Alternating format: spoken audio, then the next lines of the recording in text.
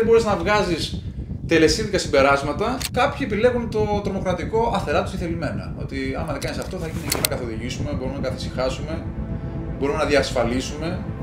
Και κατάλαβα ότι υπάρχει πάρα πολύ βάθος στο κομμάτι της γνώσης. Καλώς ήρθες σε άλλο ένα επεισόδιο Think Different Podcast και μαζί μου τώρα έχω τον Honest Physio Δημήτρης Πανόπουλος, φυσικοθεραπευτής, και είναι χαρά που τον έχω μαζί μου γιατί θα μοιραστεί κάποιες έτσι πολύ σκληρές αλήθειες. Και η πρώτη μου ερώτηση που θέλω να σου κάνω είναι αυτή την εποχή τώρα. Τα άστρα, εδώ πέρα η όλη φάση εδώ πέρα. Είναι ανάδρομος ο Ερμής ως συνήθως. Πώς είναι? Δεν έχει έρθει ποτέ στον δρόμο, είναι πάντα στον ανάδρομο και δεν πάμε καλά. Πιστεύεις κάποια πράγματα, τα άστρα ή τα ζώδια μπορεί να επηρεάσουν την τροπή μιας θεραπείας? Δηλαδή... Ξεκάθαρα, η οσφιαλγία κρίνεται ξεκάθαρα την Αφροδίτη και τον Απόλλωνα, όπως είναι γνωστό.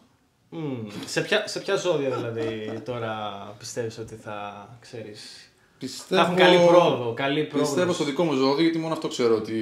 Μόνο αυτό διαβάζω, παλιά, Ταύρος. Ταύρος. Που λένε ότι είναι φιλοχρήματος, γιατί όλοι οι άλλοι δεν είναι. Λοιπόν, αυτό ήταν για το πιτσάρισμα, γιατί έτσι αυτοί είστε, θέλετε να πούμε κάτι τέτοιο, αλλά στη συνέχεια τώρα ο Δημήτρης θα μας πει πολύ ωραία πράγματα, γιατί είναι ένα άτομο το οποίο πραγματικά τον παρακολουθώ, γιατί και μέσα από το κλινικό του έργο διαβάζει έρευνες και ό,τι λέει θέλει να έχει ως βάση την αλήθεια. Οπότε θα ήθελα, Δημήτρη, έτσι να μου μοιραστείς λίγο την ιστορία σου, να μας πεις λίγο πώς ξεκίνησες, τι σου άρεσε στο χώρο και γενικά έτσι την όλη φάση. Ωραία, είμαι 12 χρόνια στον χώρο της φυσικοθεραπείας. Έχω και ένα δεύτερο τίτλο σαν ειδικός μυοσκελετικός θεραπευτής. Στα αγγλικά είναι Orthopedic Musculoskeletal Therapist, αλλά δεν το λέμε το Orthopedic πολύ, γιατί θα γίνει ένας συσχετισμός με το ορθοπαιδικό και θα έχουμε, ξέρεις, παράπονα από κάποιους. Ο λόγος που μπήκα στο επάγγελμα ήταν επειδή είχα μια προσωπική εμπειρία με ένα τραυματισμό και έτυχε ο πατέρας μου να είναι φυσικοθεραπευτής. Οπότε μου έκανε μια υποτυπώδη θεραπεία που για αυτόν θεωρούσα ότι είχε βάση και για μένα τότε. Εγώ εξεπλάγει με το πώς κατάφερε να με βελτιώσει τόσο γρήγορα και γενικότερα πάντα μου άρεσε να βοηθάω γενικότερα τους ανθρώπους και μου φάνηκε πάρα πολύ ωραία ιδέα να κάνω αυτό το πράγμα. Δεν ήθελα να κάνω κάτι άλλο δηλαδή. Γενικότερα. Δηλαδή στις Πανελλήνιες δήλωσα μόνο αυτό και λέω ότι δεν υπάρχει κάτι άλλο να κάνω.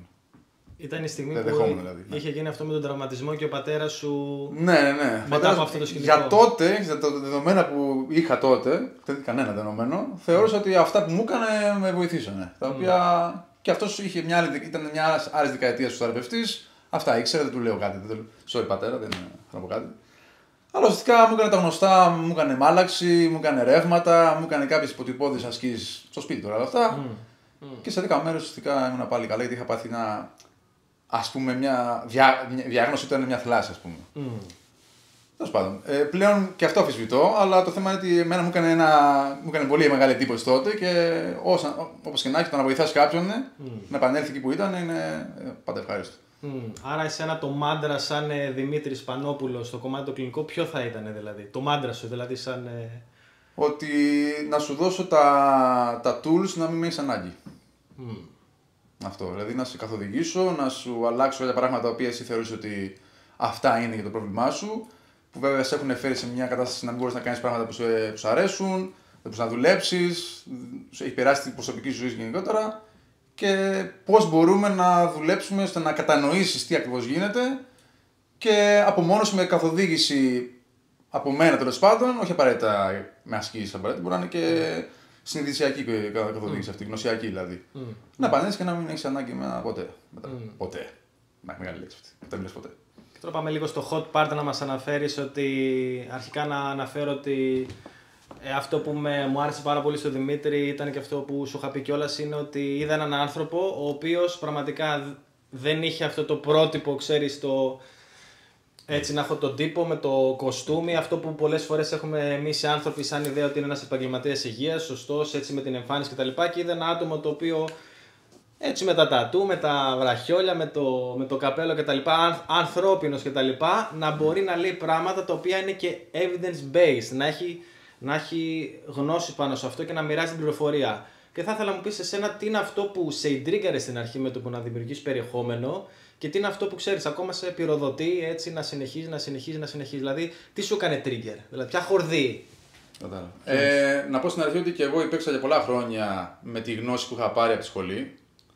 Με όλο αυτό το. Ήμουν κινούμενος τελείως στο μηχανικό μοντέλο. Δηλαδή να μαλακώσουμε το μη, να στρετσάρουμε το μη, να του κάνουμε τη μάλαξη, να του βάλουμε το ρεύμα.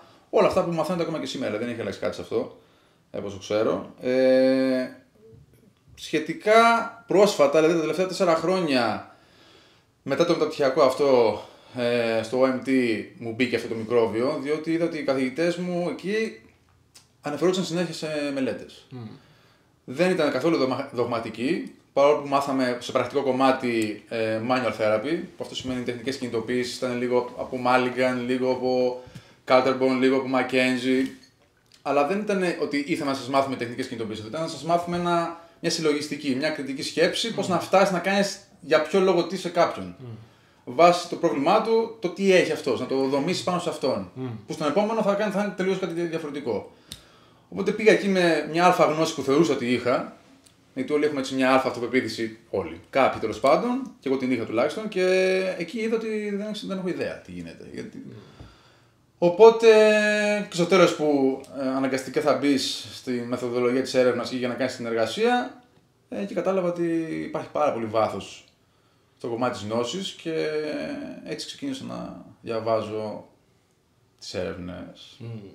Τώρα στο κομμάτι το για ποιο λόγο ξεκίνησα να κάνω βιντεάκια και ποσταρίσματα με βάση αυτά, ήταν γιατί είχα βαρεθεί αυτό που βλέπουμε γενικότερα στα social media, είτε από influencers τέλος πάντων που έχουν μεγάλη απήχηση, να διαδίδονται ακόμα παλαιομοδίτικες ιδέες με πιο σεξι και εξυγχρονισμένο τρόπο. Και αυτό διαδίδει και διατηρεί κιόλας αυτά τα οποία πιστεύω και τα οποία δεν θα. Πώς θα αλλάξουν άμα δεν γίνει κάτι. Δεν προσπαθώ να αλλάξω κάτι, ούτε έχω αυτά πάτσο θα αλλάξει κάτι το ένα βίντεο που θα κάνω εγώ προφανώς, αλλά τουλάχιστον να δούμε ότι υπάρχει ένας αντίλογος. Αυτό. Και τέλος, επειδή ανέφερες για στημένα πράγματα κλπ. Εντάξει, συνήθως υπάρχει μια σοβαροφάνεια στο χώρο της υγείας, γιατί αυτό περιμένει ο άλλος να δει. Θέλει να δει τον σοβαρό με το κουστούμι του. Πρεσβεύει ότι έχει αυτός. Έχει, ας πούμε, οπότε άρα είναι και πετυχημένος, άρα είναι και καλός. Το οποίο δεν είναι απαραίτητα και έτσι. Δεν έχω κανένα πρόβλημα, θα μπορούσα να είμαι και εγώ έτσι, αλλά το θέμα είναι το περιεχόμενο, το αφήγημά σου. Θα μπορούσα να είμαι και εγώ με το πόλο μου και τη χωρίστα μου, ξέρω εγώ κλπ. Και να λέω ακριβώς τα ίδια που λέω τώρα. Απλά δεν ήθελα να το κάνω αυτό, γιατί νομίζω ότι έτσι είναι και λίγο πιο ρεθιστικό για αυτούς που προωθούν αυτές τις μπουρδες που λέω εγώ στο ίντερνετ, αλλά διατηρούν αυτό το σοβαρό, γιατί αυτό κάνει πιο πιστευτό. Θεωρείς πολλές φορές εγώ αναρωτιέμαι και από το δικό μου το κομμάτι ότι μπορείς να αλλάξεις γενικά τον τρόπο με τον οποίο αντιλαμβάνεται ένας ασθενής εσένα ή γενικά να του δώσει να καταλάβει να αναθεωρήσει κάποια πράγματα, ή είναι τόσο έχει ισχυρές κάποιες πεποιθήσεις μέσα του για έναν θεραπευτή κτλ. Όπου εγώ αυτόν θέλω γιατί έτσι αυτό πιστεύω κτλ. Δηλαδή το δικό σου το κομμάτι μέσα από την επικοινωνία μπορείς να κάνεις switch τον τρόπο με τον οποίο σε βλέπει ένας ασθενής προς την αλήθεια, δηλαδή να του πεις αυτό που ξέρεις πρέπει να κάνει. Ουσιαστικά το έχουμε δει και σήμερα αυτό, ότι το να χτίσεις μια σχέση εμπιστοσύνης με τον ασθενή είναι πολύ βασικό και είναι προς το συμφέρον σου άμα θες να τον βοηθήσεις τον άλλον. Όλοι έχουμε τα bias μας, τις προκαταλήψεις μας δηλαδή. Όλοι κάπου πιστεύουμε λίγο πιο πολύ τέλος πάντων. Εγώ π.χ. είμαι στην άσκηση πιο πολύ. Αν και ξέρω ότι δεν υπάρχει κάποιο είδος άσκηση που βοηθάει καλύτερα στο κομμάτι του πόνου, δεν εννοώ στο κομμάτι του fitness, αυτό είναι άλλο κομμάτι. Αλλά δεν αγνοώ τις μελέτες που βγαίνουν για το τι effect έχει η άσκηση, το οποίο και αυτό αμφισβητείται. Δηλαδή εννοείται ότι κάποιοι πάνε καλά. Μιλώ σαν πρακτική. Δηλαδή υπάρχει μια Cochrane μετανάλυση του 24 και όλα της Βιλχεμίνα λέγεται αυτή, το έγραψε, για το πόσο ρόλο παίζει η άσκηση και στον χρόνο και στο στάδιο της σοσιαλικής, και ουσιαστικά δεν λέει κάτι ιδιαίτερο ότι έκανε η άσκηση σε σχέση με την ψεύδο άσκηση και με το control group πάντα που υπάρχει. Οπότε ο ασθενής που θα έρθει με τα δικά του bias από πίσω, εσύ το μόνο που έχεις να κάνεις είναι να τον ακούσεις. Αυτό είναι μεγάλο θέμα που υπάρχει, ότι έρχεται ο ασθενής για να κάνουμε αυτή που λέμε τη λήψη ιστορικού Και συνήθως έχει φανεί να τους διακόπτουμε στο, αν θυμάμαι καλά, στο 1 λεπτό κάπου εκεί, χοντρικά μέσο όρο. Οπότε έχουμε μια τάση ενδεχομένως να πούμε αυτό που θέλουμε, να του περάσουμε αυτό που θέλουμε γρήγορα. Ότι ξέρεις τι, ναι, αυτό που βιώνεις το καταλαβαίνω, αλλά εγώ ξέρω τι θα σου πω. Το πιο ιδανικό, όχι το σωστό απαραίτητα, το πιο ιδανικό είναι να ακούσει την ιστορία του ασθενή, γιατί έχει έρθει να ακουστεί κιόλας αυτός ο άνθρωπος, γιατί μπορεί να μην ακούγεται πουθενά όλο το πρόβλημά του και να θέλει κάπου να το πει. Εκεί λοιπόν, εσύ τι θα κάνεις, θα του ενισχύσεις αυτό που πιστεύει ήδη, ή θα πεις ότι, OK, αυτό παίζει ρόλο στο θέμα σου, αυτό έχει τόσο πολύ και τι μπορούμε να κάνουμε που μπορεί να μεταβληθεί έτσι ώστε να βελτιωθείς. Αυτό θεωρείς ποιο βαθμό δυσκολίας εσύ, δηλαδή τι χρειάζεται να αναλάβεις εσύ, δηλαδή... Ναι, sorry, δεν σου απάντησα αυτό. Είναι αρκετά δύσκολο για τον λόγο ότι χρειάζεται πάρα πολύ ένα καλό επικοινωνιακό skill από πίσω. Το οποίο δεν διδάσκεται αυτό το πράγμα. Και δεν εννοώ ότι διδάσκεται πουθενά, εννοώ ότι διδάσκεται. Υπάρχουν courses που διδάσκεται. Υπάρχει το Explain Pain από το Noi Group που είναι του Butler και του Mosley. Υπάρχει το CFT που είναι του Peter O'Sullivan και του Kieran O'Sullivan. Υπάρχει το course του Greg Lehman που σου έλεγα πριν που είναι το Movement Optimism. Αυτά είναι στο εξωτερικό δυστυχώς. Βέβαια γίνεται μια προσπάθεια, πιο πολύ έχω δει από ένα group στην Κύπρο που υπάρχει και ο Πλουτάρχου, τον οποίο τον έχεις και καλεσμένο και μπράβο και έχω πάθει πλάκα γιατί κάνουν τρομερά guest εκεί. Δεν υπάρχει καθόλου στα μαθήματα στη σχολή ακόμα. Τα κοίταξα χθες πριν έρθω εδώ για να δω μπας και έχει μπει. Δηλαδή μάθημα πώς να είστε πιο επικοινωνιακοί με τον ασθενή σας. Υπάρχει ακόμα η μάλαξη στο εξάμηνο, μια φορά μόνο η μάλαξη, που είναι το νούμερο ένα εργαλείο για το λαό ως προς τον φυσιοθεραπευτή. Υπάρχει μόνο ένα μάθημα σε ένα εξάμηνο και τελείωσε. Πόνες αυτό, ναι. Και δεν υπάρχει ένα μάθημα που να σου μαθαίνει, να σου δίνει κάποια βήματα πώς να μιλάς ή να μην μιλάς, μάλλον να ακούς τον ασθενή και πώς να επικοινωνείς μαζί του τέλος πάντων. Οπότε εκεί καταλήγουμε στο ότι όποιος το έχει. Αν είσαι επικοινωνιακός, είσαι. Αν είσαι πιο κλειστός, την πάτησες. Εγώ είμαι πάρα πολύ κλειστός. Δεν μιλάω καθόλου.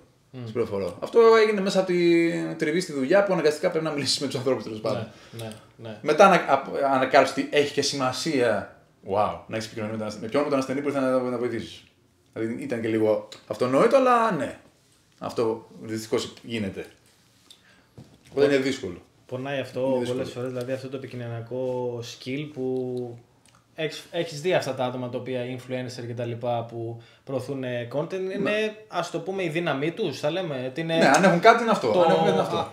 Αν είναι σε ένα mastery level είναι ας το πούμε το επικοινωνιακό και τα λοιπά. Και πολλές φορές έχω έτσι θα ήθελα και είναι ένα όχι παράπονο, έτσι μέσα μου το νιώθω, πόσα άτομα τα οποία έχουν τεχνικές γνώσεις, διαβάζουν, δηλαδή θέλουν να ακολουθήσουν τον δρόμο της αλήθειας στην καριέρα τους και στο επαγγελματικό τους και να μπορούν να προσφέρουν με αυτόν τον τρόπο. Πολλές φορές δεν πιστεύουν στον εαυτό τους, πολλές φορές δυσκολεύονται να επικοινωνήσουν, να συνδεθούν και δηλαδή χάνουν από τα soft skills και εν τέλει αυτά τα άτομα τα οποία θα βοηθήσουν αυτοί οι άνθρωποι ενώ δεν έχουν ικανότητα soft skill να πάνε σε αυτούς που έχουν τα soft skill και εν τέλει να δώσουν πολλά χρήματα, να τους κοροϊδέψουν, να υπάρχει αυτό το κύμα ότι αυτά τα άτομα θα μπορούσαν να πάνε σε αυτά τα αξιόλογα άτομα που θέλουν να προσφέρουν αλλά δεν έχουν τα soft skill να πάνε σε αυτά τα άτομα. Εσύ δηλαδή τι πιστεύεις θα μπορούσε να βελτιωθεί έτσι ώστε ξέρεις σιγά σιγά να φεύγουν τα άτομα αυτά να πάνε στα, ξέρεις. Εννοείς αυτοί που κάνουν αυτή την πρακτική, που αγνοούν κάποια πράγματα στην πρακτική τους. Ναι, και πώς να ξυπνήσουν, δηλαδή τι πληροφορίες χρειάζεται ένας ασθενής να ρωτήσει τον φυσιοθεραπευτή, να ρωτήσει τον επαγγελματία της υγείας, δηλαδή τι τεστ πρέπει να περάσει δηλαδή ένας επαγγελματίας από τον ασθενή. Θες ένα τεστ τώρα από τον ασθενή. Έστω ότι δηλαδή ο Παναγιώτης έχει ένα πόνο στη μέση.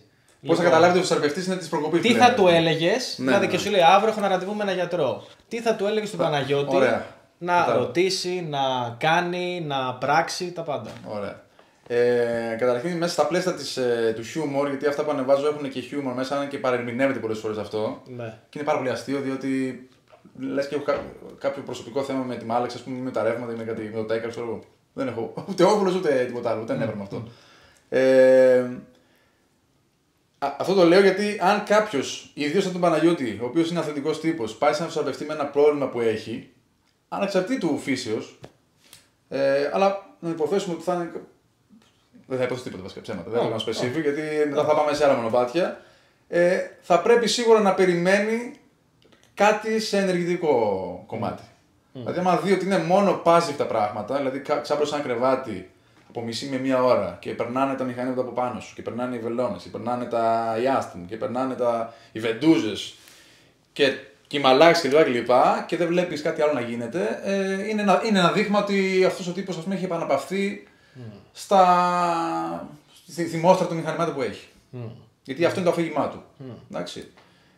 Αυτό που είπα πριν για το θέμα χιούμορ, είχαν βάσει κάποια στιγμή το The Honest Physio Test που προέτρεπα τους ασθενείς να το κατεβάσουν και να το δείχνουν στον φυσιοθεραπευτή τους.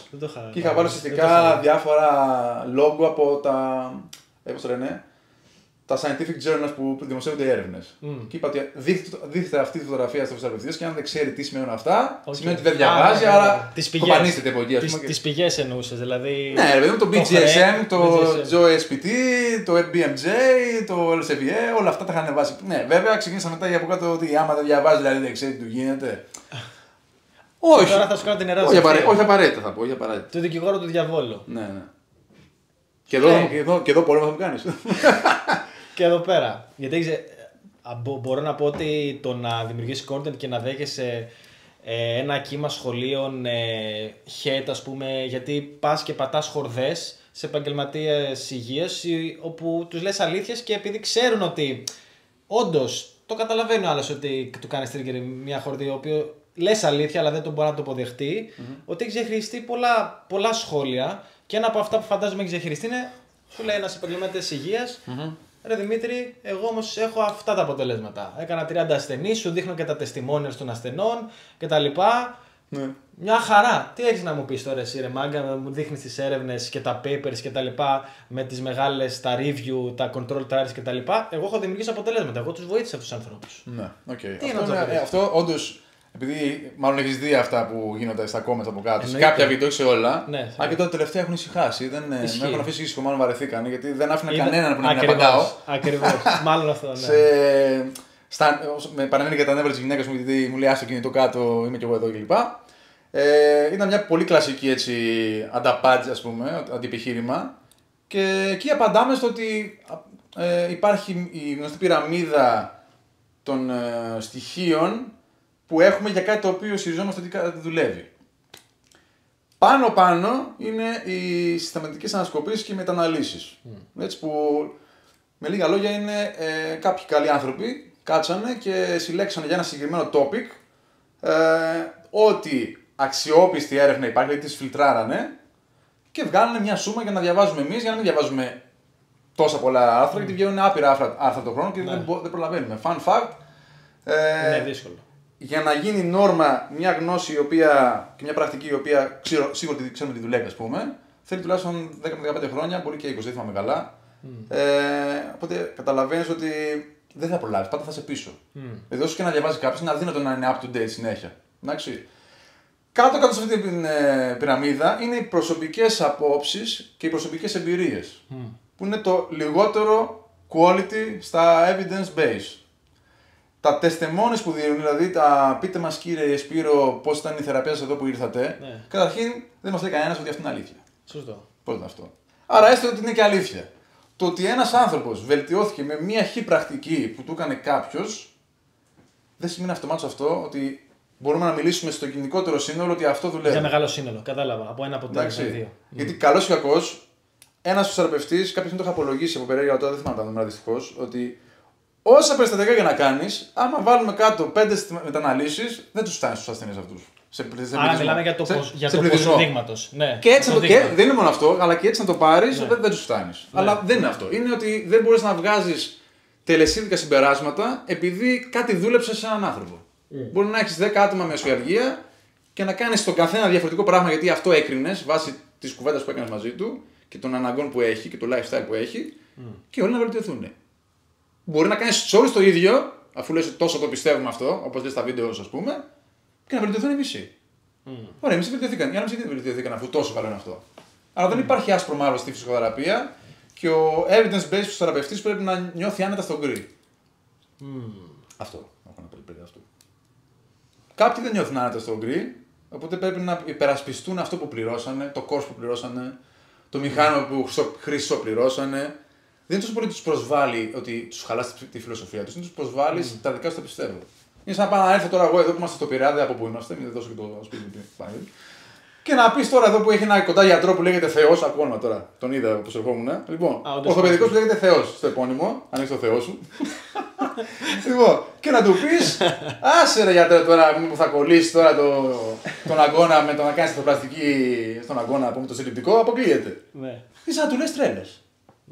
Βέβαια στην ορθοπαιδική, ευτυχώς για εκείνους είναι πιο άσπρο μαύρο εκεί. Αν υπάρχει κάταγμα βαρύ, πρέπει να γίνει μια επέμβαση. Σε εμάς είναι όλο αυτό το γκρι που σου είπα. Είναι δηλαδή κάποια πράγματα είναι de facto, δηλαδή είναι 0 και 1, δηλαδή π.χ. σε χειρουργικά. Είναι, δηλαδή, δεν μπορεί να κάνεις. Ναι, ένα κάταγμα δεν μπορεί να το φτιάξει. Χάδι, να του κάνει. Ναι, όσο τέκνα και να κάνει το κάταγμα, το συντριπτικό π.χ. δεν θα φτιάξει. Μπράβο. Ξέρεις τι μου ήρθε. Ένα που είχαμε κάνει μια συζήτηση κιόλας από τα social και μου είχε κάνει πολύ εντύπωση. Αυτό είναι λίγο ηθικό δίλημμα, αλλά δεν ξέρω αν υπάρχει και πίσω έρευνα ή δεν ξέρω αν έχεις διαβάσει κάποια, που αν κάποιος δημιουργήσει αποτέλεσμα σε έναν ασθενή με βάση το placebo effect, αν ηθικά μπορεί να ζητήσει χρήματα, δηλαδή να κάποιος να δώσει χρήματα σε αυτό τον θεραπευτή, σε αυτόν τον επαγγελματία υγείας, ενώ έχει δημιουργήσει ένα placebo effect, ξέρεις, στο treatment του. Δηλαδή, αυτό που πολλές φορές το είδα εγώ λίγο και από την ηθική πλευρά, αλλά θα ήθελα να μου πεις λίγο την οπτική σου για αυτό το κομμάτι. Δηλαδή. Τη στιγμή που εργάζεσαι, που απασχολείσαι σε ένα αντικείμενο που έχει να κάνει με τον άνθρωπο, νομίζω η ηθική πρέπει να είναι δίπλα στο κομμάτι της επιστημονικότητας.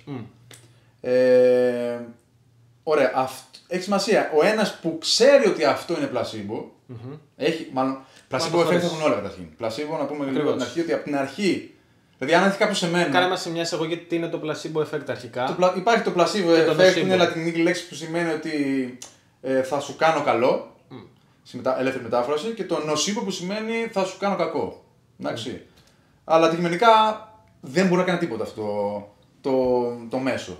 Εντάξει, αυτό βλέπουμε και μελέτες στη φαρμακολογία π.χ. που βάζουν το χάπι και μπορεί να είναι χάπι ζάχαρη.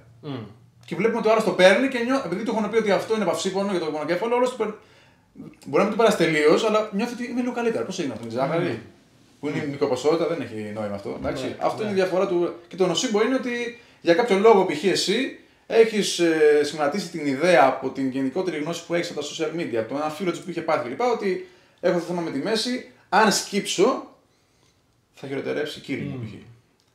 Αυτό αντικειμενικά δεν στέκει. Άρα εσύ όμως χειροτερεύεις. Άρα και το αποφεύγεις. Αυτό είναι το νοσήμπο.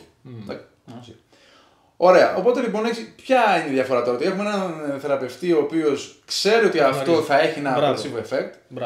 Και όλος το πιστεύει αυτό που κάνει, άρα δεν θα το διανοηθεί ότι αυτό έχει placebo effect μέσα του. Άρα θα το περάσει πολύ πιο πιστικά στον άλλον. Οπότε το placebo effect δουλεύει από πίσω και στην περίπτωση παρόλα αυτά. Απλά ο ένας έχει γνώση αυτού και ο άλλος δεν έχει γνώση. Δεν έχει γνώση. Εγώ έχει τύχει να κάνω. Ήταν μια κυρία η οποία είχε κάνει ρήξη χιαστού, ήταν και παχύσαρκη. Είχε κάνει το χειρουργείο κανονικά. Και για κάποιο λόγο αυτή ήταν πορωμένη με το kinesio tape. Ναι. Και μου το ανέφερα από μόνο της. Εγώ δεν θα σου βάλω, γιατί δεν έχει κανένα απολύτως νόημα. Λοιπόν, οπότε λοιπόν επέλεξα, αλλά είχα διαβάσει μια έρευνα που είχαν. Πείραμα, μάλλον ήταν πείραμα. Ποιο χρώμα είναι καλύτερο? Γιατί δεν είναι σαν τα λάστιχα, ότι το κάθε λάστιχο έχει διαφορετικό χρώμα και διαφορετική αντίσταση. Να επηρεάζει το αποτέλεσμα δηλαδή. Υπάρχουν και kinesio tape που είναι ζεμπρέ. Ζεμπρέ, ναι. Λοιπόν, εγώ επέλεξα ένα μαύρο, δηλαδή επέλεξα ένα το οποίο σιγά τα βάθ. Εγώ στο πείραμα αυτό το μπέζ φάνηκε το πιο. Ότι δεν μου έκανε τίποτα. Γιατί υποθέσαν ότι το ξεχνάς, γιατί δεν φαίνεται. Ενώ το μοβ, επειδή πάντα το βλέπεις, λες πλασίμπο μέσα του. Αυτό με κρατάει ασφάλεια, γιατί αυτό μου είπανε. Ναι. Οπότε εγώ της έβαλα ένα μαύρο παρόλα αυτά που ήταν κάπου στη μέση αυτό το πείραμα για να δω τι θα γίνει. Κακό δεν της έκανα εξάλλου. Κάναμε προφανώς και αυτά που έπρεπε και τις ασκήσεις κάναμε και το έβρισκαμε πάλι κλπ.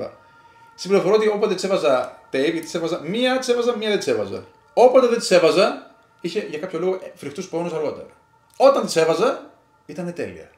Και οι θεραπείες δεν τις όριζα από τη συχνότητα, τις όριζε το αφεντικό μου τότε, ήταν αναμέρα. Όχι μέρα. Οπότε ο πόνος της αυξομειωνόταν, το οποίο ήταν αληθινός πόνος. Δεν τον πιστεύουμε αυτόν τον πόνο που λέει ο άλλος, δεν το λέμε το φαντασιώνεσαι. Αυτή τη βλάκη που λέμε στο μυαλό σου, εντάξει, σου περάσει. Η ίδια βίωνε πόνο. Χωρίς tape. Δεν είναι πολύ ενδιαφέρον αυτό. Ενώ ξέρουμε ότι αυτό δεν μπορεί να έχει κανένα effect στο θέμα του πόνου. Εκεί έχει σημασία το τι πιστεύω, το τι ξέρω τη μελέτη και πώς θα το πλασάρω το άλλο. Και εγώ λοιπόν της είπα ξεκάθαρα ότι αυτό που θα σου βάλω τώρα, να ξέρει, παραδείγματος που σου αρέσει, ότι δεν κάνει τίποτα. Δεν έχει κάποια σημασία. Ναι, οκ, με άκουσε. Οκ, εντάξει, καταλαβαίνω, μου λέει, αλλά πού θα το βάλεις. Εγώ ξέρω ότι αυτό δεν θα της κάνει κακό. Θα πάρω ένα θετικό αποτέλεσμα. Γιατί με τη το βάλω. Δεν θα τη χρεώσω. Εντάξει, γι' αυτό. Αλλά άμα της έλεγα. Άμα έπιανα ότι της αρέσει το ξύνο tape, ναι, ξέρεις, αυτό είναι και λίγο έξτρα στη θεραπεία να σου βάλω. Γιατί αυτό έχει αυτά τα effects στον πόνο κλπ. Ναι, το ξέρω, γιατί πιστεύω σε αυτό. Πόσο είναι, 10 ευρώ παραπάνω. Αυτό φεύγουμε από την ηθική μετά. Εντάξει. Ναι. Αυτά πέφτουν. Λεφτά. Πάμε στο κομμάτι τώρα. Πώς τώρα ο χώρος της υγείας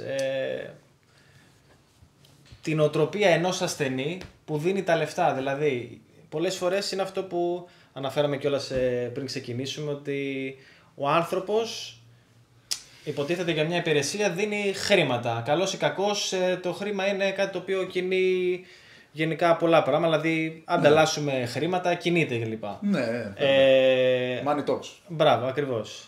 Πάμε για ένα money talks τώρα συνέχεια. Στο μυαλό του, τώρα αυτό είναι να κάνει λίγο περισσότερο με ψυχολογία. Παρόλο που μιλάμε για έρευνες, μιλάμε για data, μιλάμε για πράγματα τα οποία ισχύουν από έρευνες και από μεγάλα δείγματα, αλλά ρε φίλε, ένας άνθρωπος σκέφτεται με κάποια πράγματα προτού π.χ. δώσει χρήματα κάπου. Καταλάβεις.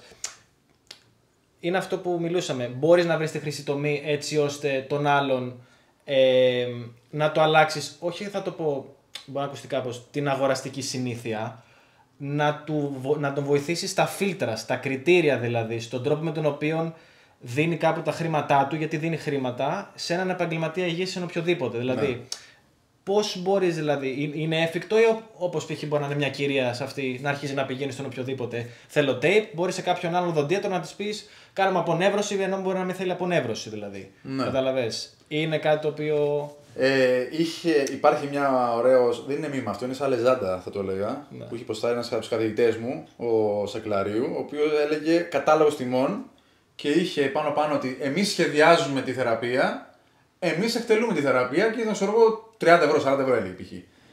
Και μετά είχε διάφορες εναλλαγές και το έλεγε σχεδιάζετε εσείς τη θεραπεία οι ασθενείς και την εκτελείτε εσείς. Και είχε 1000 ευρώ.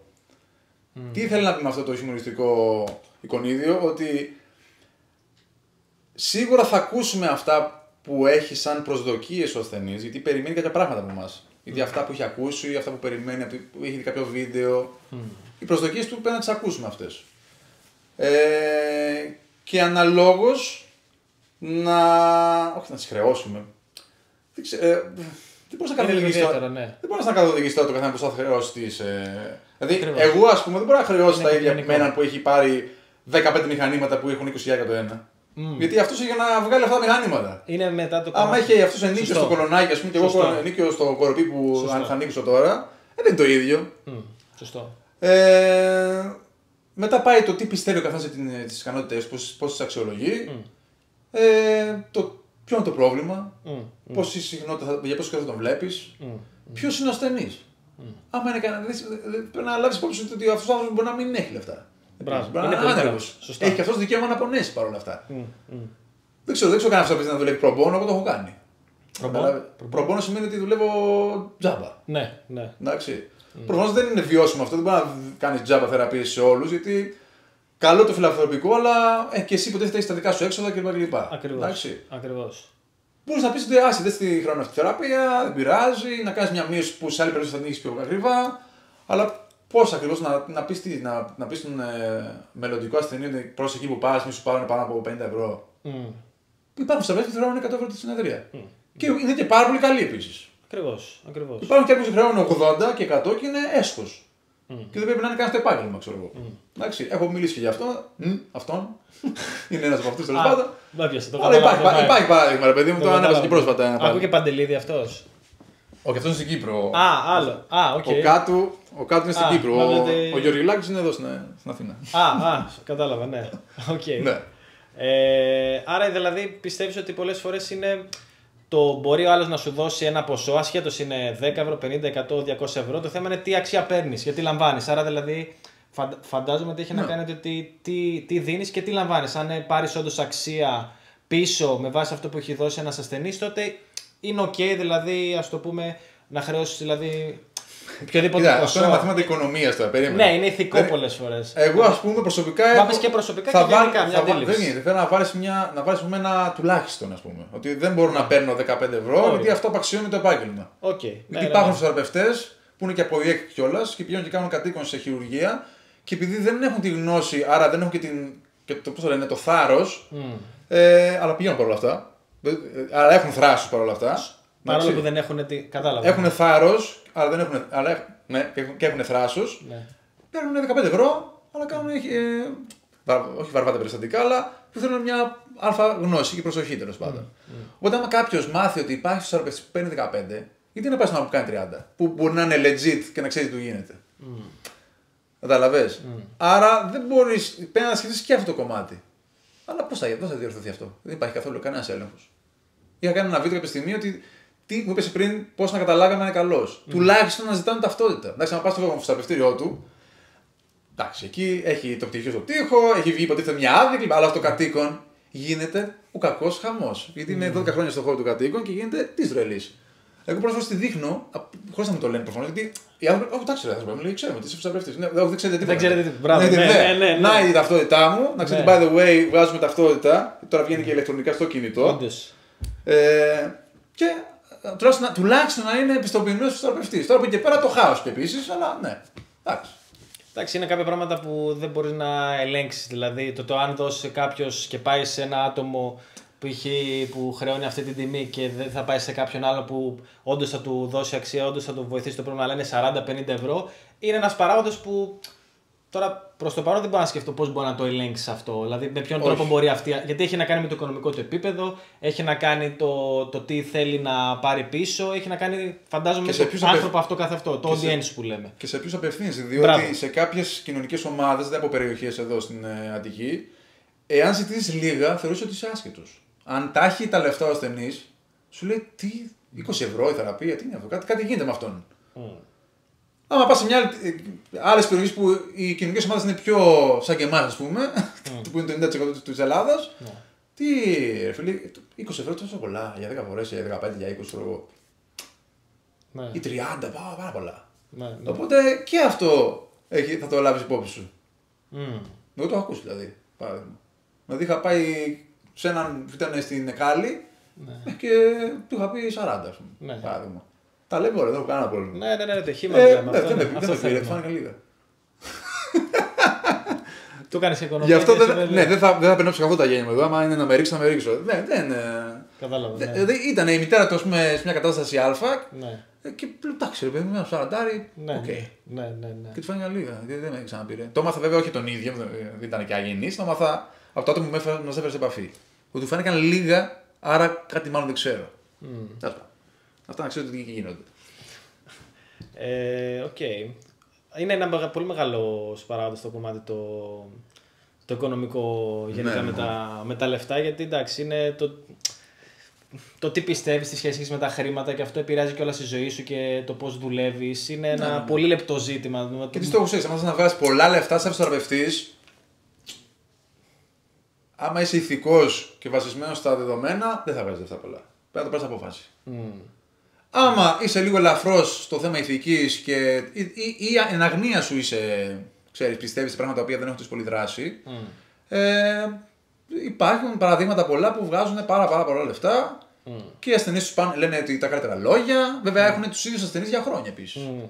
Γιατί όταν μας χαλάει ο συγνωστός ένα αμάξι και το πάμε σε ένα μηχανικό και το ξαναφτιάχνει και χαλάει και είναι το ίδιο πρόβλημα, το πάμε συνέχεια στον ίδιο μηχανικό, δεν τον πάμε αλλού. Σωστά. Ναι. Αυτό είναι καθαρά ηρωνία, οπότε ναι, όταν κάτι έχουμε εμείς και υποτίθεται μας φτιάχνει κάποιος και μετά από λίγο ξαναχαλάσει εισαγωγικά και ξαναπάμε στον ίδιο. Για χρόνια, για το ίδιο πρόβλημα, εδώ κάτι βρωμάει. Δηλαδή, μερικές φορές λες, λίγο κριτική σκέψη δεν υφίσταται λίγο για έξω, παιδί μου. Είναι τόσο πορωμένη ότι. Ναι. Ο Σπύρος πολύ καλός. Χρόνια, καλό παιδί. Ναι. Καλό παιδί είναι αυτό που έχεις πει, το συμπαθώ. Είναι ο Νικολάκης είναι αυτό. Τώρα τον έμαθα. Τώρα τον έμαθα. Ό,τι μου πεις. Πήγε και μάνα. Πήγε και θεία. Ναι. Αυτά είναι ισχυρά δεδομένα τώρα και αποδείξεις για να επιλέξεις τον τορπευτή επίσης. Πολύ καλό. Ναι. Έχει να κάνει αυτό που είπες τώρα. Θέλω να κάνει φλάσ σαρκασμός από κάτω και μερικοί μπορεί να το πιστέψουν και δεν θα έχουμε μεγάλο θέμα. Χύμα. Όσοι πειράζεστε, ξέρεις πολλές φορές αναρωτιέμαι ότι καλό είναι μέσα από τέτοιες συζητήσεις όποιος ή όποια γίνει trigger να ρωτήσει τον εαυτό του ή τον εαυτό της. Για ποιο λόγο έγινα trigger. Ακριβώς. Να αρχίζει να κάνεις ερωτήσεις. Που και εκεί πέρα έρχεται το κομμάτι της εξέλιξης, το να αναπτυχθείς εσύ σαν άνθρωπος, σαν κλινικός, σαν θεραπευτής. Δηλαδή να αρχίσεις να κάνεις scale down, να το σκάβεις. Βέβαια. Και φαντάζομαι είναι κάτι το οποίο εσύ μέσα από με τα μετρησιακά, με το Manual που σε βοήθησε κλινικός συλλογισμός, σοριδώνει ερωτήσεις ήρθαν. Και φαντάζομαι ήρθες αντιμέτωπος, σου έγινε trigger με κάποιες πεποιθήσεις, κάποια πιστεύω. Το εγωιστικό κομμάτι, το χαρακτήρα, της νοοτροπίας πολλές φορές. Δεν ξέρω αν θα ακούσει το podcast κανένας καινούριος συνάδελφος που βγήκε από τη σχολή, αλλά. Και να τα ακούσει είναι καλό να του μιλήσει σχήμα. Είναι πολύ φυσιολογικό, έως και είναι και ένα απαραίτητο βήμα να γίνει, ότι να νιώσει ότι αφού ανακαλύψει ότι υπάρχουν και άλλα πράγματα μέσα από την ερευνητική βιβλιογραφία, ότι πόσα δεν ξέρει δηλαδή. Θα έρθει σε ένα σημείο που θα λέει ότι είμαι άχρηστος. Ό,τι ήξερα δεν δουλεύει δηλαδή. Άρα τίποτα δεν δουλεύει. Άρα πώς μπορώ να βοηθήσω. Έχεις σε ένα διέξοδο. Στο οποίο είχα έρθει, εννοείται και εγώ, ξεκάθαρα, γιατί όσο διαβάζεις, ανακαλύπτεις πόσα δεν ξέρεις. Το μότο των άλλων είναι ignorance is bliss. Δηλαδή, δεν ξέρω τίποτα, ξέρω 10 πράγματα π.χ. Να το πω το λέω πολύ απλοϊκά τώρα, να το εξηγηθώ. Αυτά ξέρω, με αυτά πορεύομαι. Αυτά μάθαμε τότε με τους παλιούς καθηγητές. Αυτά ξέρουμε, με αυτά δουλεύω στους ασθενείς που είναι ευχαριστημένοι, τέλος. Δεν μπορείς να μάθεις παλιό σκυλί, είναι άκολο που λένε και οι Αμερικανοί. Αλλά αυτό δεν σε εξελίσσει, αν σε ενδιαφέρει να εξελιχθείς σαν νοσηλευτής. Αν δεν σε ενδιαφέρει, εντάξει, κινήσου έτσι, είναι ένα πρόβλημα. Κάνε και με οπή θεραπείες κλπ. Μια χαρά θα πάμε. Που λέει ο λόγος. Όχι πάντα, αλλά τέλος πάντων. Κατά τα άλλα, είναι ένα ταξίδι το οποίο θα σε φέρει στην απόγνωση. Στις κρίσεις πανικού ενδεχομένως κάποιοι πιο ευαίσθητοι. Πόνεσαι. Γιατί ανακαλύπτεις ότι όλα αυτά που έμαθες δεν είναι τόσο ισχυρά τέλος πάντων, από ότι δεν είναι τίποτα. Δεν έχουν την ίδια ισχύ που νόμιζες ότι είχαν όταν βγήκες από τη σχολή. Αυτό δυστυχώς θα πρέπει να γίνει και μετά να έρθεις να μάθεις ότι πρέπει να φιλτράρω και αυτά που διαβάζω, αλλά και αυτά που μου λέει πρωτίστως ο ασθενής για να μπορέσω να κάνω ένα ωραίο κοκτέιλ συσταγωγικά κοκτέιλ για να το βοηθήσω όσο μπορώ τουλάχιστον. Δεν μπορούμε να θεραπεύσουμε κανέναν κυριολεκτικά. Μπορούμε να καθοδηγήσουμε, μπορούμε να καθησυχάσουμε, μπορούμε να διασφαλίσουμε, μπορούμε να συμβουλέψουμε και το σώμα θα κάνει το regression to the mean, το γνωστό, το natural history του τραύματος ή της παθολογίας ή του flare-up, δηλαδή της ευαισθητοποίησης, θα έρθει αργά ή γρήγορα. Οπότε εκεί δεν έχουμε και ιδιαίτερα πολύ έλεγχο. Κάποιοι επιλέγουν το τρομοκρατικό αθερά τους ή θελημένα. Ότι άμα δεν κάνεις αυτό θα γίνει εκείνο. Αυτή η τακτική. Ή άμα δεν κάνεις εκείνο, μέχρι και την άσκηση. Μπορεί να του πει: άμα δεν κάνεις ασκήσεις, τελείωσες. Δεν θα βελτιωθείς. Ούτε αυτό μου αρέσει. Κατάλαβα, είναι τρόπος. Ναι. Εντάξει. Να είσαι συνειδητοποιημένος που έχεις κλείσει. Δηλαδή, μου αρέσει πολύ η άσκηση. Αυτό δεν σημαίνει ότι όλοι είναι για άσκηση. Μπορεί κάποιοι να μην είναι για άσκηση. Μπορεί για κάποιοι να θέλουν να του δεις μια-δυο φορές, τρεις και να θέλουν κουβέντα. Μέσω της μάλαξης. Επειδή το ξέρουν ότι το προσδοκούν αυτό από τον θεραπευτή. Το έχω κάνει γι' αυτό. Έχει τύχει να κάνω μάλαξη. Έτσι. Όχι ότι υπάρχει σωστός τρόπος να κάνεις μάλαξη. Ρεϊκή. Πώς είναι αυτά τα. Όχι, απλά της είχα πάρει την λάδι και απλά την έκανα χάδι. Για 40 λεπτά και απλά της μίλαγα. Γιατί αυτό, πώς νιώθεις, τι γίνεται μέσα σε ένα. Και την επόμενη μέρα δεν πόναγε αυτή. Έκανα κάτι εγώ. Πρακτικά. Άλλαξε κάτι, χαλάρωσα κανένα trigger point, μαλάξα κανένα μη. Όχι. Αυτή πώς άλλαξε το σύμπτωμά της. Γιατί καθησυχάστηκε. Γιατί ήταν μια τύψη που είχε κρίση πανικού συχνά, όπως ανακάλυψε από την κουβέντα, που είναι πολύ σημαντικό όπως είπαμε, ότι έκανε χρήση Ζάναξ με συνταγή προφανώς. Και φρίκαρε γιατί έχει τις φρίκες της γενικότερα, το κοινωνικό της κομμάτι που την επηρεάζουν στο ψυχικό της κομμάτι και εν τέλει το βιολογικό της κομμάτι. Βλέπε biopsychosocial model του Έγκελα το 1977. Και τουλάχιστον ένα κομμάτι εγώ της είπα: μια αγώνεσαι, είναι οκ. Και αυτό αρκούσε για να την βελτιώσω. Και δεν πόνεσε μετά. Και συνεχίσαμε τις υπόλοιπες θεραπείες και έκανε απλά γιατί ήταν του γυμναστηρίου η κυρία που ήταν 55 χρονών. Δεν ξαναπώνεσε. Αργότερα έφυγε, δεν ξέρω. Εκεί που δούλευα έφυγε αυτή. Δεν ξέρω τι έγινε αργότερα. Γιατί δεν σημαίνει ότι έφτιαξε για πάντα.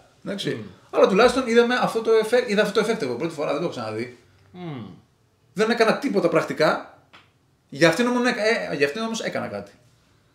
Το οποίο μετά της εξήγησα. Δεν ήταν η μάλαξη, ήταν και το καθησυχασμό που σου έκανα και σε ηρέμησα. Μου λέει: ναι, έχεις δίκιο. Όντως.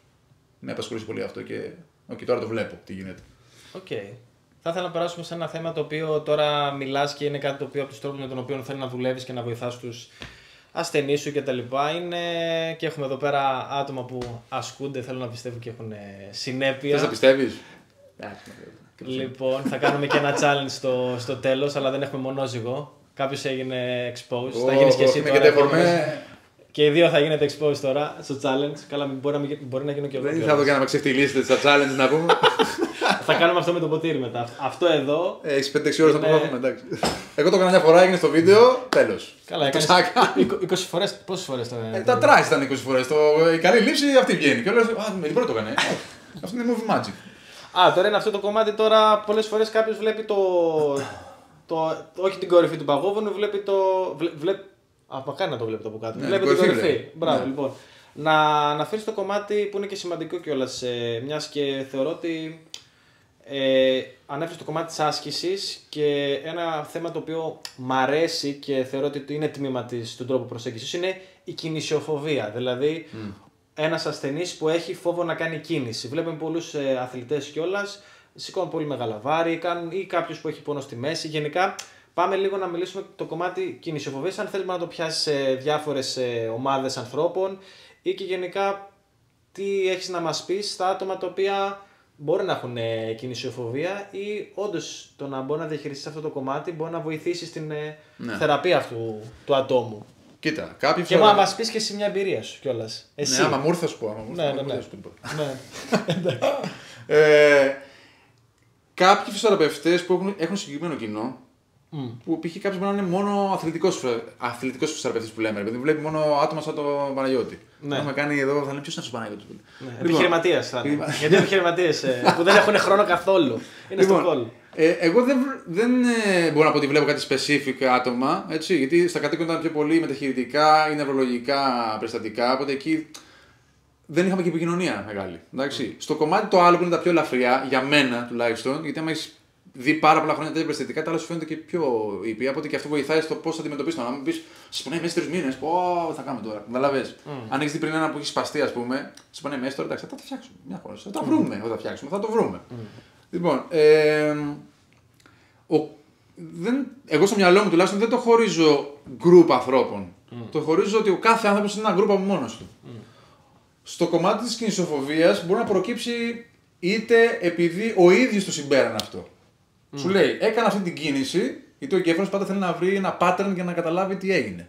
Εντάξει. Όπως βλέπουμε τα σύννεφα. Δεν μπορεί να μην δεις κάτι να υπάρχει. Αυτό μοιάζει με ελέφαντα, αυτό μοιάζει με καπνοπάρδελο. Το λέει διπλανός όμως. Εσείς βλέπετε το ίδιο πράγμα. Διαφορετικοί εγκέφαλοι βλέπουν διαφορετικό πράγμα στο ίδιο σύννεφο. Εντάξει. Οπότε το ίδιο ισχύει αυτό. Ότι το συμπέρασμα κάποιου για να γίνει κινησιοφοβικός, ότι τι έγινε και έπαθα αυτό που έπαθα, το χ πράγμα, μπορεί να προκύψει από αυτό που έγινε, να βγάλει συμπέρασμα, από μια κουβέντα με ένα φίλο του, που θα του πει τη δικιά του. Μην πω τώρα τι. Γνώμη, θα το πω έτσι. Παπάντζα. Να το δει εννοείται, να το ψάξει ο ίδιος στο Dr. Google. Διάγνωση. Αυτοδιάγνωση. Εντάξει. Που εντάξει, μπορεί να πέσει και σαν καραγόλοκινο, δεν λέω, αλλά δεν είναι σε πλειονότητα τα θεροτυπικά, μικρός σπασμός, άμα σκύβεις βγαίνει κύλη και τέτοια πράγματα. Social media λοιπόν περίγυρος και. Πώς να το πω τώρα. Ο ίδιος ο ειδικός. Να πέσει σε έναν ειδικό δηλαδή. Που εκεί είναι η τελευταία γραμμή άμυνας. Ότι άμα μου το επιβεβαιώσει αυτό που έχω μάθει από τον φίλο μου, το social media, μου το πει και ο τέτοιος, τελείως. Αυτό είναι. Άμα γίνει αυτό, άιτε γεια μετά. Εντάξει. Έτσι θα βγει η κινησιοφοβία. Έστω ότι βγήκε έτσι. Από εκεί και πέρα μετά αυτό θα αντιμετωπιστεί, θα διαχειριστεί μάλλον με επικοινωνία αρχικά. Να καταλάβουμε για ποιο λόγο το νιώθεις αυτό. Ποιο είναι το πιστεύω σου ότι αυτό ισχύει. να το αντικρούσουμε αναλόγως. Δεν χρειάζεται να του βγάλεις έρευνες όπως κάνω στα social media. Αυτό είναι τελείως βαρετό, δεν έχει καμία όρεξη αυτός που πονάει να του βγάλεις και μάθημα στην έρευνα. Να το ρωτήσω κάποια στιγμή. Ναι. Είχα πέσει στην αρχή ότι πολλοί που μπαίνουν στην έρευνα είναι στην αρχή πολύ πορωμένοι ότι έχουν μάθει πολλά και δείχνουν slides. Εγώ αυτό έκανα. Ναι, κοιτάγαν έτσι. Αυτό ήθελα να σε ρωτήσω. Πάνε εδώ και εδώ. Ναι, δεν δουλεύει. Σε κάποιους μπορεί να δουλέψει. Επειδή πορώνονται, γουστάρουν τη γνώση δηλαδή. Ναι, ωραίο αυτό. Εντάξει, σίγουρα. Για κάποιους είναι αποδεικτικό στοιχείο ότι αυτό που μου λέει αυτός όντως υπάρχει. Αλλά οι περισσότεροι σου λένε άσχημο τώρα. Φίλε, πονάω όλα και κάνουμε κάτι. Ισχύει. Εντάξει. Λοιπόν, και μετά από αυτό είναι, μετά το επικοινωνιακό, είναι να βρούμε το τι στόχος έχει αυτός. Δηλαδή, άμα να γυρίσει σε ένα χόμπι που έκανε, το οποίο απαιτεί μια κίνηση η οποία φοβάται να την κάνει, αλλά θέλει να γυρίσει το χόμπι αυτό, δεν πρέπει να κάνουμε κάτι το οποίο τουλάχιστον να προσωμιάζει αυτή την κίνηση. Αν κάποιο δεν μπορεί να κάνει τη χύψη κίνηση που υπάρχει σε αυτό το χόμπι και αρνείται να την κάνει εσένα στην άσκηση, που είναι straightforward αυτή η κίνηση, θα αλλάξει το context της κίνησης.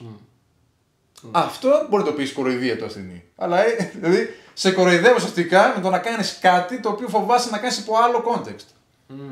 Και σε κάτι το κάνει build up. Ο Greg Lehman λέει let's calm shit down and build shit up. Εντάξει, οπότε θα τον ηρεμήσουμε ότι ok και πάμε τώρα σιγά να το χτίσουμε. Εντάξει, δεν είναι απλό, γιατί μπορεί να τα δεχτεί αυτό που θα τον πει ο άλλος και να είναι πολύ δύσκολο το πρακτικό κομμάτι. Ή το ανάποδο. Να είναι δύσκολο να το πείσεις. Να δεις αντιλογία. Επίσης είχα πέσει σε αυτό το πράγμα γιατί πολλές φορές όταν μιλάς με τον ασθενή που δεν το περιμένει, σου λέει τι είναι αυτά, τι με ρωτήσεις, με ρωτάς τώρα για τη δουλειά μου, αν πάει καλά η δουλειά μου και η οικογένειά μου, τι σχέση έχουν με τον πόνο στη μέση.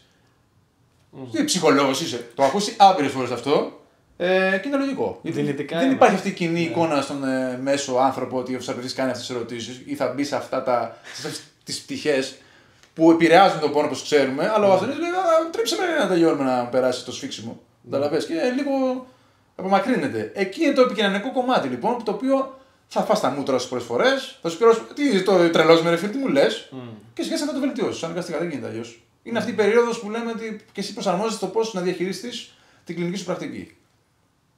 Με κάποιες παρανέργειες δυστυχώς. Θέλω να μου πεις μια ερώτηση ή μια αντίδραση που. Και θα ήθελα έτσι να σου κάνω κάποιες ερωτήσεις από την εμπειρία σου κιόλας να μας πεις. Μια αντίδραση ασθενών που το έχεις δει σαν μοτίβο συμπεριφοράς που σου τη δίνει ρε εσύ. Πάλι αυτή η ερώτηση, πάλι αυτή η αντίδραση.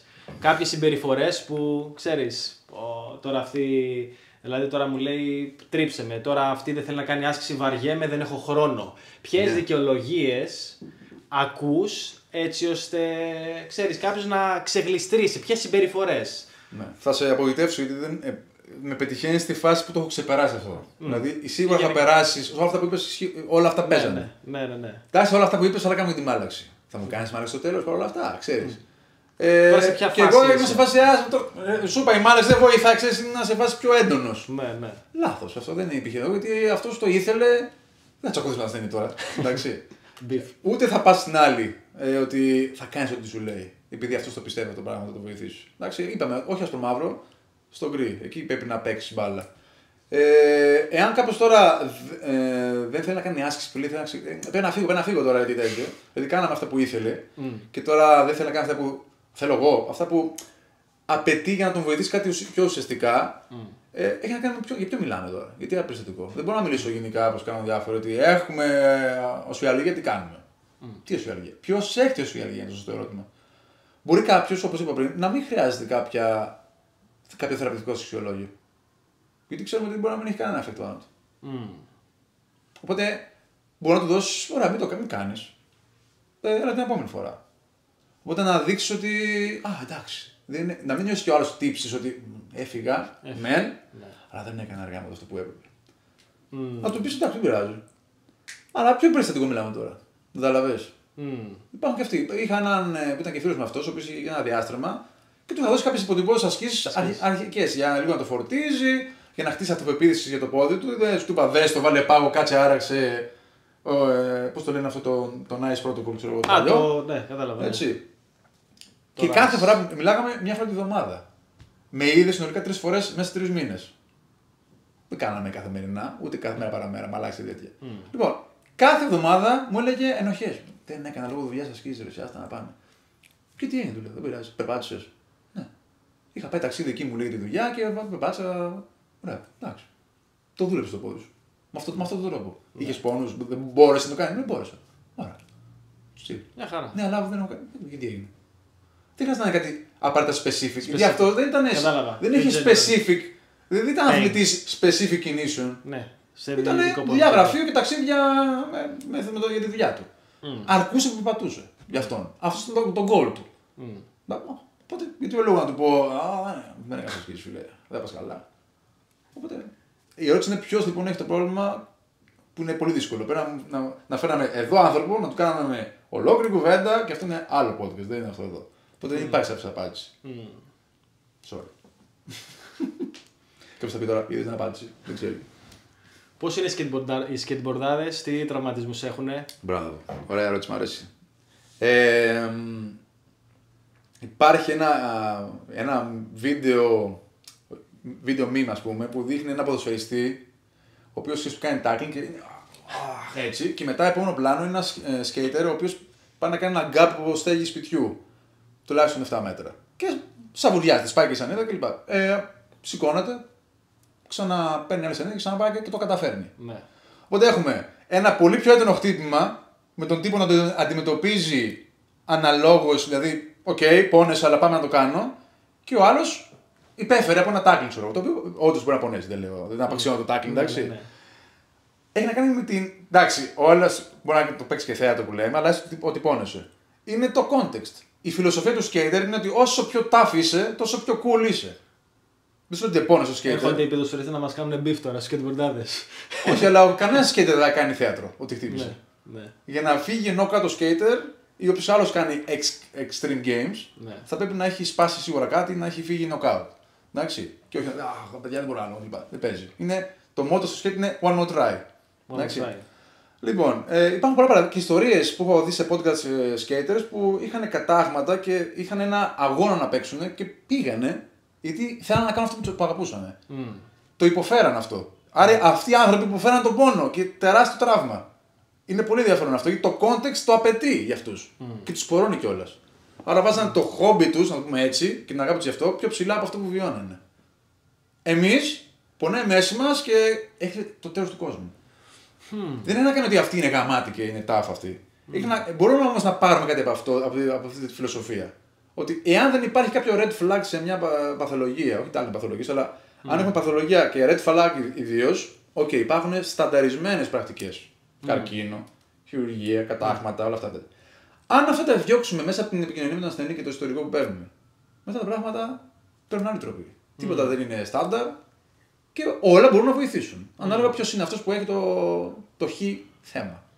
Μου ήρθε μια ερώτηση τώρα για το red flag, αν το αναγνωρίσεις αυτό. Π.χ. πολλές φορές οι άλλοι βάζουν το άθλημα από αυτό που γουστάρουν, που απολαμβάνουν κτλ. Και παρόλο που πονάνε, συνεχίζουν. Ενώ κάποιοι άλλοι με το που πάνε πέφτουν. Ναι. Πώς μπορεί να αναγνωρίσεις ότι π.χ. αν αισθάνεσαι κάτι το σώμα σου είναι red flag ή απλά το κάνεις επειδή σε φάση, έλα πάμε, ξέρεις, έχει έρθει και λίγο το culture, never give up, πούσαρε κι άλλο. Και, no pain, no gain.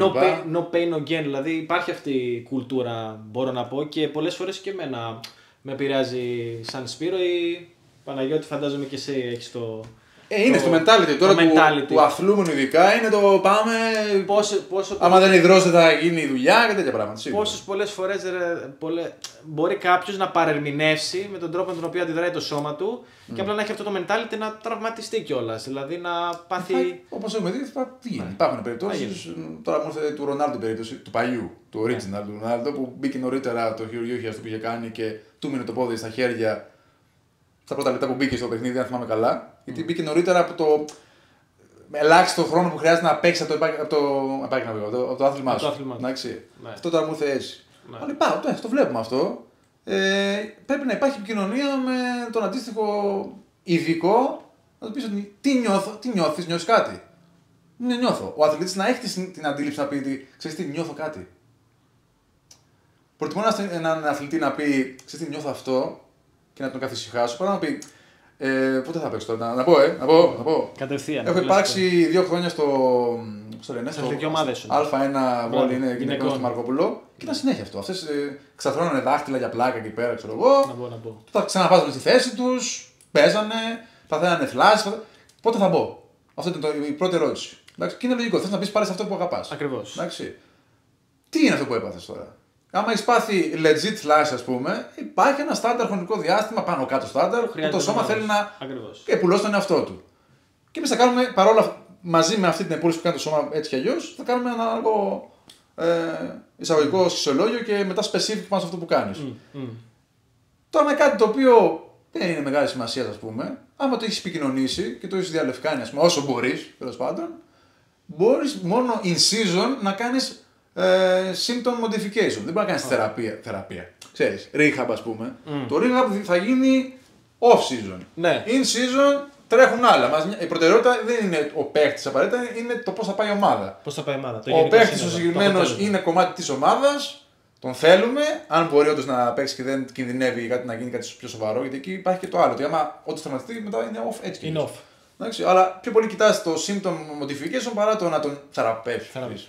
Είναι λάθος λέξη αυτό. Ιεραρχικά βάζεις άλλες προτεραιότητες εκείνη τη στιγμή. Ναι. Δηλαδή πρέπει να μπει στην ομάδα, είναι η διοίκηση, πιέζει, είναι ο παίκτης κτλ. Ναι, καλά, εγώ βέβαια τσακωνόμουν, δεν τους έβαζα νωρίτερα, γιατί οι αμοιβές που πέρανε δεν ήταν αντίστοιχες του ρίσκου που πέρανε.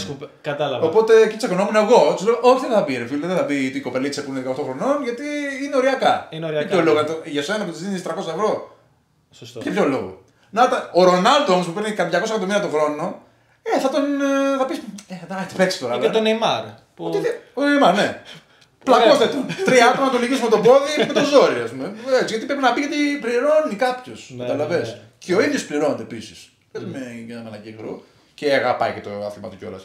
Είναι και το οικονομικό και το προσωπικό. Φαίνεται από τον πόνο που δεχόταν στο βίντεο αυτό. Όσοι θέλετε να το δείτε. Χιαστό είχε. Ναι, και είναι. Με το στανιό να λυγίσει. Όργιο. Άμα δεν το έχετε δει, δείτε το. Όργιο, φωνές. Μιλάμε evidence-based approach, δεν υπάρχει. Πολύ ωραίο. Θα περίμενες κάτι καλύτερο από τέτοιο ασθενή που είναι τέτοιου βελληνικούς, ας πούμε. Κάτι πιο εμπεριστατωμένο. Όμως έγινε αυτό. Έγινε αυτό.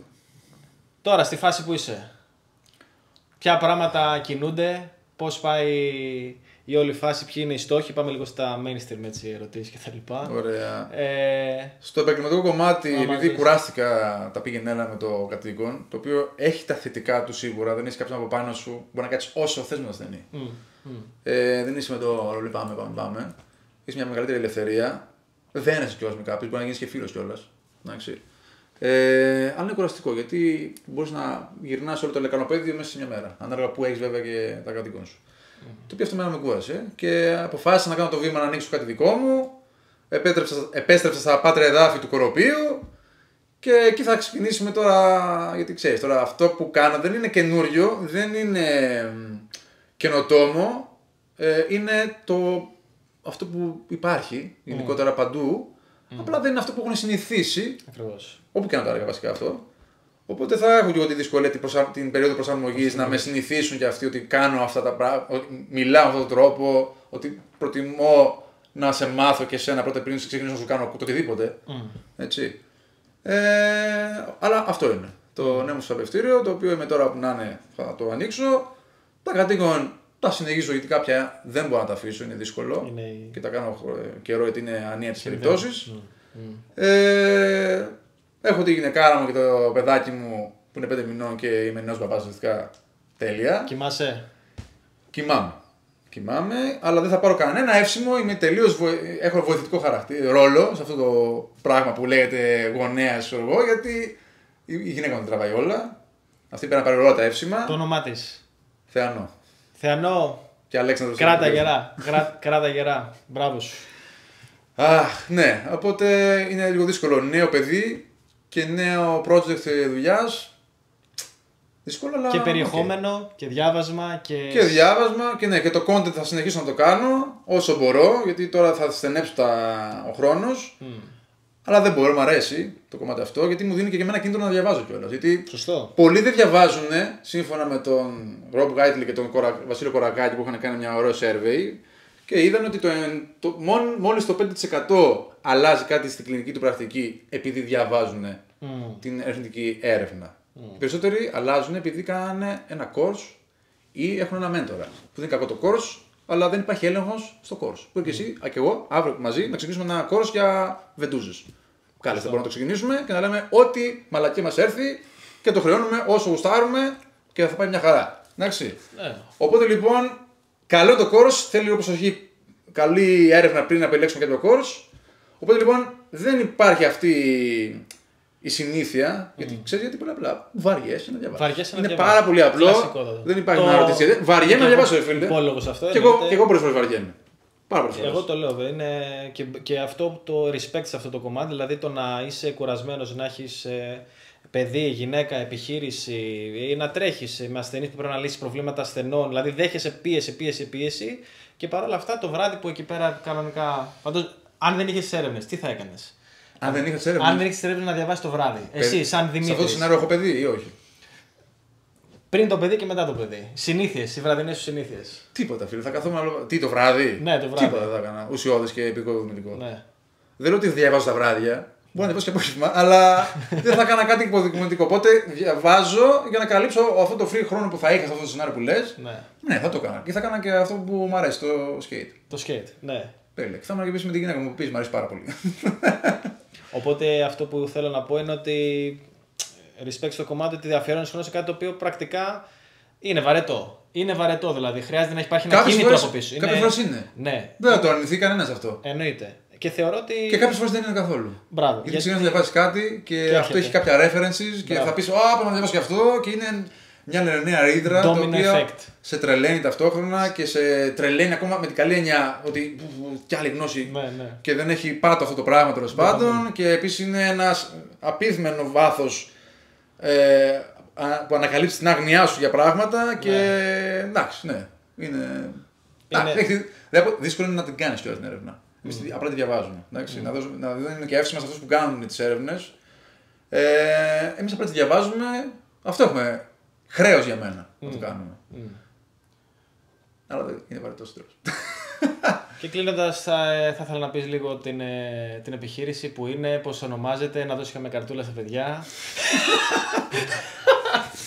Γκρεμίζεται! Απροκάλυπτο plugin, χωρίς κανένα ντροπή. Δεν του το είπα να το κάνει. Θα είσαι και στο κοροπή και όλα θα έρχονται Ισπανοί, θα έρχονται... Άμα έρθουν στο κοροπή Ισπανοί δεν ξέρω. Πτήσει εκεί πέρα 12 ώρα Αμερικές και τα λοιπά, θα σου έρχεται τώρα και σου λέει θέλω βεντούζα, είμαι με 12 ώρες πτήση. Έλα, σου κάνω βεντούζα και θα το δούμε. Δεν έχω βεντούζα καν. Δεν ξέρω τι να κάνω αυτό το ποτήρι του κρασιού που κάνανε το φωτιά οι γιαγιάδες. Έχω αυτά μωρέ, old school, το παλιό είναι καλό να ξέρεις. Το παλιό είναι καλό. Εντάξει, στο κοροπή θα είναι το φυσαρπευτήριο. Βιώνες φύζιο και να σου το έχω ονομάσει άτυπα βιώνες φύζιο γιατί απαγορεύεται το νόμο να έχεις επωνυμία ακόμα. Έτσι και έχουμε αυτή τη βαρετή ταμπέλα που λέει τώρα πρέπει και το ονομάσω απ' έξω. Αλλά ουσιαστικά είναι βιώνες φύζιο το φυσαρπευτήριο και το μότο μου είναι no pain, no gain, αλλά όχι το no. Το no το γνωρίζοντας τον πόνο μπορείς να γνωρίσεις καλύτερα και να κατανοήσεις καλύτερα το πόνο επίσης και να έχεις κέρδη από αυτό. Κλείνοντας, θα ήθελα να μου πεις εσύ ποιο challenge θέλεις να κάνουμε για να πάρεις το αίμα σου πίσω, που δεν θα φανεί στην κάμερα, θα το κάνουμε μετά. Έχω κάτι στο μυαλό. Έχεις στο μυαλό σου. Λοιπόν, κλείνουμε, γαμάτο επεισόδιο. Τώρα εμείς θα κάνουμε το challenge και αν τραυματιστώ, πλέον νομίζω ότι έχουμε κάνει μια πάρα πολύ συζήτηση ωραία και δεν θα ζητήσω μάλαξη από σένα, δεν θα ζητήσω βεντούζα, δεν θα ζητήσω τίποτα. Έχεις κάποια πρόχειρη βεντούζα μήπως εκεί στην τσέπη και όλα αυτά που είναι ψέμα. Μπορώ να το κινητό, άμα δεις. Να το κάνουμε σαν ιάστιμο τούλ, να το κάνω έτσι. Σωστά, κάποιος δεν έχει 300 ευρώ το κινητό, φίλε. Και το ιάστιμο πώς έχει. Τα μούφα τόσο. Λοιπόν, χάρηκα πολύ για το επεισόδιο. Εγώ ευχαριστώ. Αυτό και πάντα όταν κάνει αυτό το ήχος η χειραψία σημαίνει ότι πήγε καλά, γιατί μου αρέσει αυτός ο ήχος. Μέχρι το επόμενο επεισόδιο, να είσαι καλά, να συνεχίζεις να ακούς την αλήθεια, να δέχεις πληροφορίες και να έχεις κριτική σκέψη. Εμένα αυτό το μήνυμά μου, θα ήθελα να μου πεις και εσύ ένα μήνυμα κιόλας κλείνοντας ό,τι αισθάνεσαι από καρδιάς. Να είσαι ειλικρινής, εμπεριστατωμένος, τεκμηριωμένος και μυθική. Ciao.